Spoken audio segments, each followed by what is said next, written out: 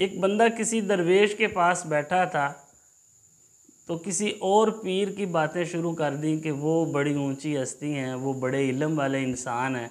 ان کے پاس کوئی بندہ جائے تو وہ چہرے سے پہچان لیتے ہیں کہ یہ کس ضرورت کے تحت میرے پاس آیا ہے، یہ کیا حاجت لے کے میرے پاس آیا ہے، انہیں بتانا نہیں پڑتا۔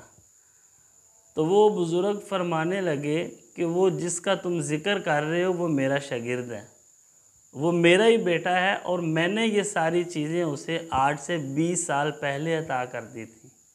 یہ تو چھوٹے چھوٹے کام ہیں، چھوٹے چھوٹے شعبے ہیں، لیکن ہم کیونکہ دنیا دار ہیں تو ہمیں وہی استاد اچھا لگتا ہے، ہمیں وہی پیر اچھا لگتا ہے جو دنیاوی معاملات میں ہمیں ہیلپ کرے، ہماری مدد کرے۔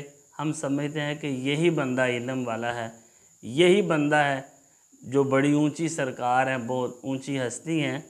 اللہ تعالیٰ کے نزدیک وہی بندہ عظمت والا ہے، عظیم انسان ہے، جو تقوی والا انسان ہے، جو بندہ دل کا صاف ہے۔ یہ فیض منتقل بھی ہوتا ہے۔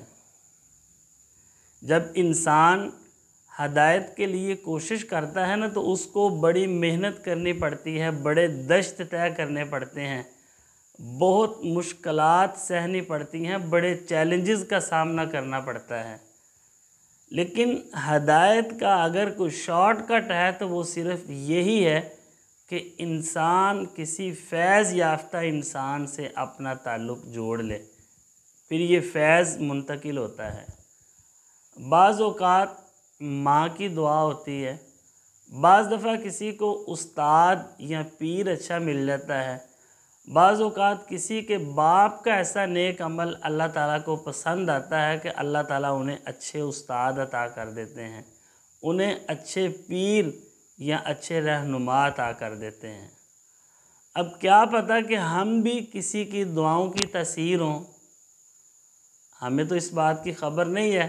کیا پتہ ہمارے ماں باپ کو بھی کسی نے دعا دی ہو کہ اللہ تعالیٰ آپ کو صاحب اولاد کرے، کیا پتہ کسی نے یہ دعا دی ہو کہ اللہ تعالیٰ آپ کے بچوں کو رزق عطا کرے، ان کو علم عطا کرے، ان کو عزت عطا کرے، ان کو نیک بنائے۔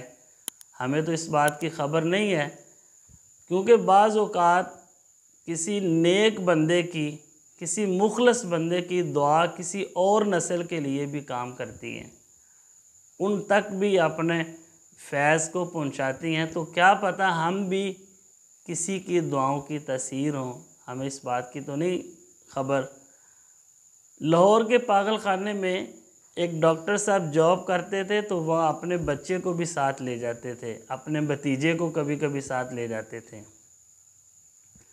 وہاں ایک درویش، ایک بزرگ بھی موجود تھا، وہ پاگل نہیں تھا۔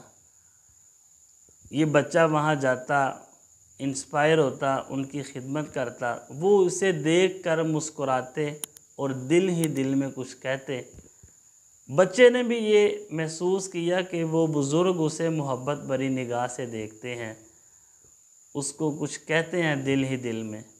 وقت گزرتا گیا، بچہ بڑا ہو گیا تو اللہ تعالیٰ نے اس بچے کو صاحب دعا کر دیا۔ وہ جو دعا مانگتا قبول ہوتی، جو کہتا اس کو مل جاتا۔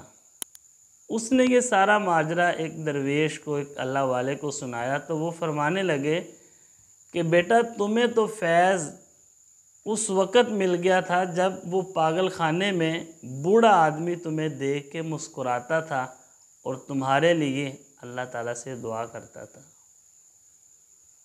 اس لیے یہ بات اپنے ذہن میں بٹھا لیں کہ یہ فیض منتقل بھی ہوتا ہے، کسی بھی وقت کسی بھی شکل میں ہو سکتا ہے۔